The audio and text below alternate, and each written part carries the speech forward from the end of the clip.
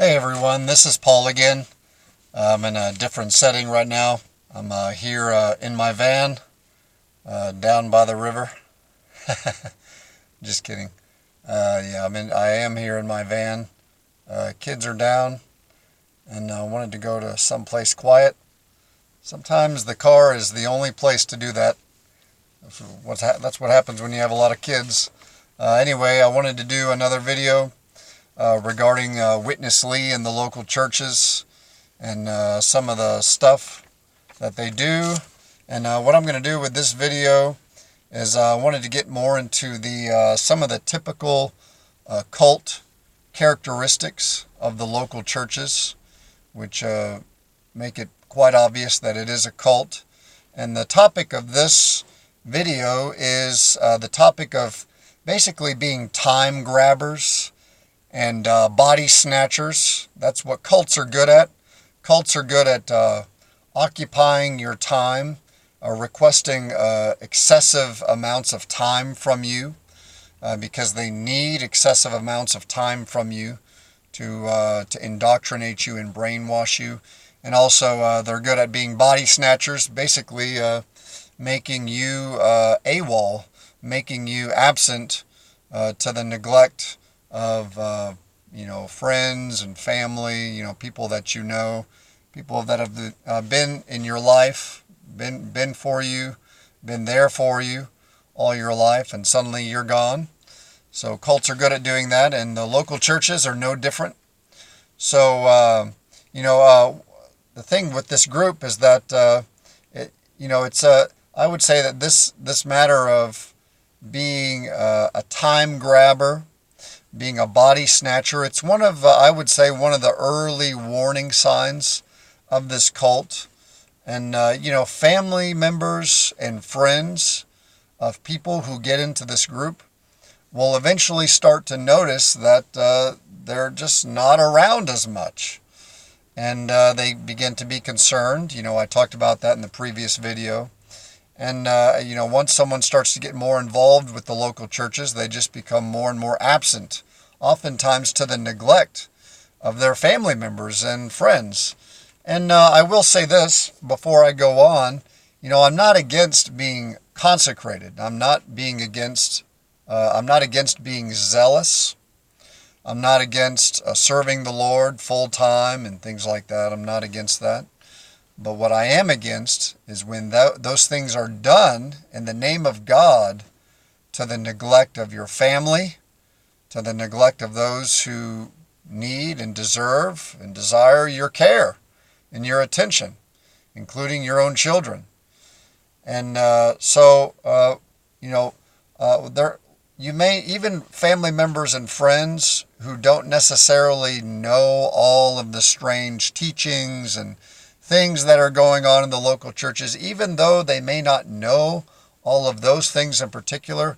Again, one of the early warning signs, one of the big red flags is this matter of being a time grabber and a body snatcher. So it's really important to understand, just in general, that most all cults they very much depend on requesting excessive amounts of time from you for what they call learning, or like in the local churches, training, which really is just another word for indoctrination and brainwashing.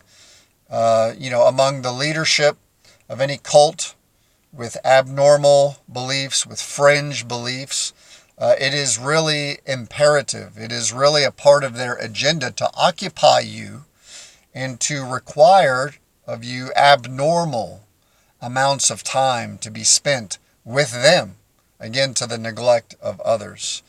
Otherwise, it can be quite easy for people to, for prospective members to basically wake up and kind of snap out of it and, get into a kind of a clear atmosphere and realize what's going on.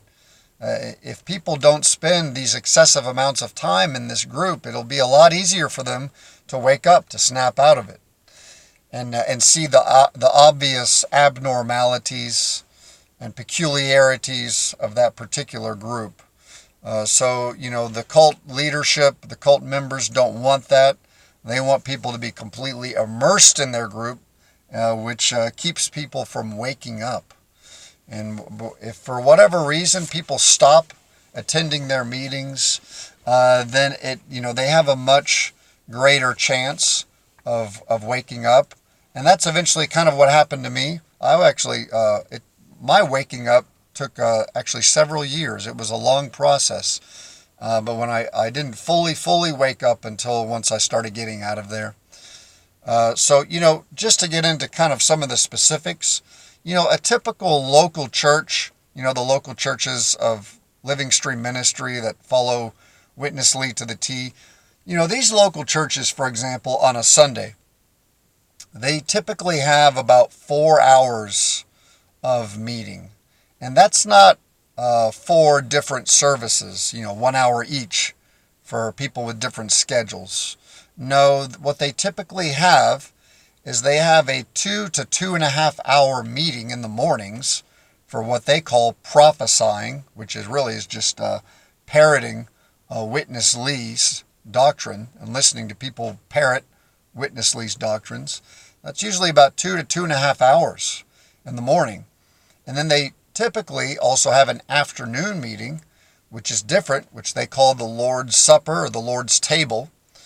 And that's for them to take of their little cracker and their little juice and believing that they are the Lord's testimony, which they're not.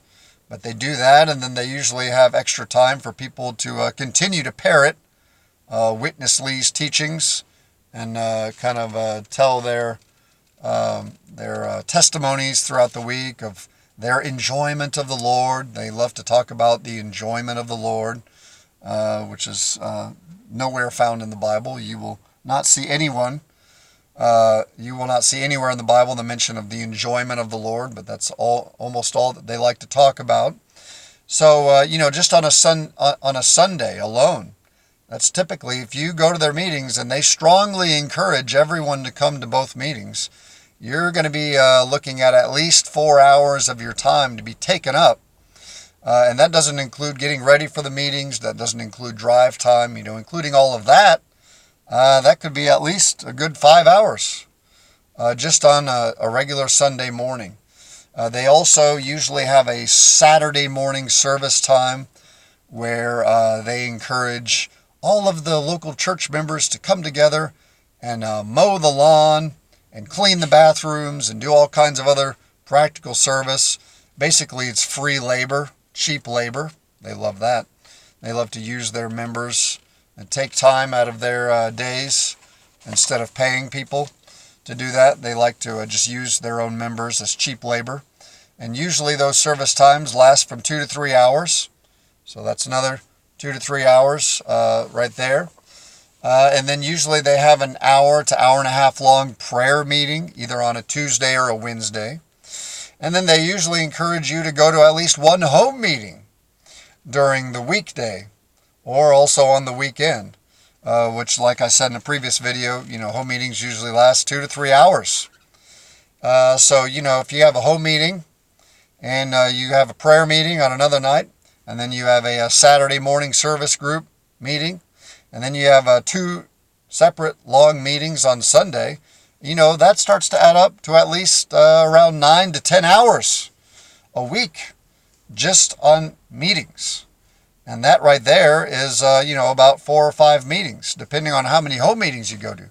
A lot of people go to more than 1 home meeting a week. Some people go to 2 or 3 home meetings a week, on top of all the different church meetings that they have. So you could very easily be looking at, over 10 hours a week just of having these so-called Christian meetings with this group. And, when you think about that, it's no wonder that this group is very negligent in the outreach of their community. They love to grab your time to have you over at their meeting hall and to have you over at their homes or be in your home to indoctrinate you. But as far as the community is concerned,